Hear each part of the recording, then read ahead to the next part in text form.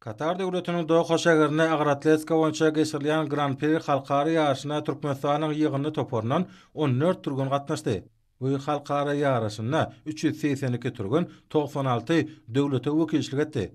Agraatletika boýunça ýygyny toporun turguny Türkmenistanyň döwlet migrasiýa gullugynyň harby bölüminiň eskeri Bunyat Raşidow 67 kilogram agram derejesinde çykyş edip filtrelep galdyrmakda 141 kilogram agram galdyryp birinji orna we altyn medala, iteklep galdyrmakda 157 kilogram agram galdyryp altyncı orun, umumlukda 290 kilogram agram bolup 3-nji orna we 1-nji medala jemi 1 altyn we 1 medala nasip boldy.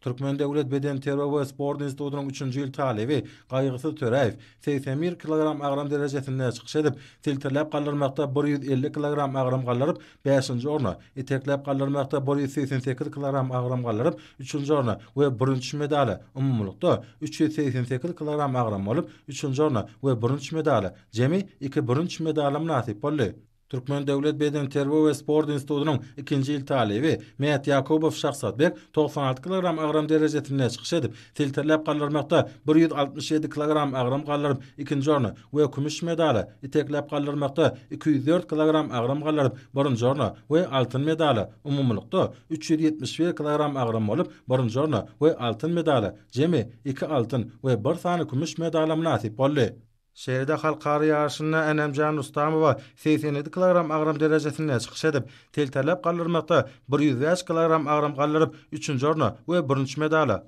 iteklep galdyrmakda 126 kilogram agram galdyryp 1-nji orna we altyn medala, umumlukda 231 kilogram agram galdyryp 2-nji orna we kümüş medala nasip bolmak başardy. Türkmen turgunlarynyň bu kazanan üstünlikleri Türkmen sportunyň belinde göterilýändiginiň nowata hysutlamasydyr.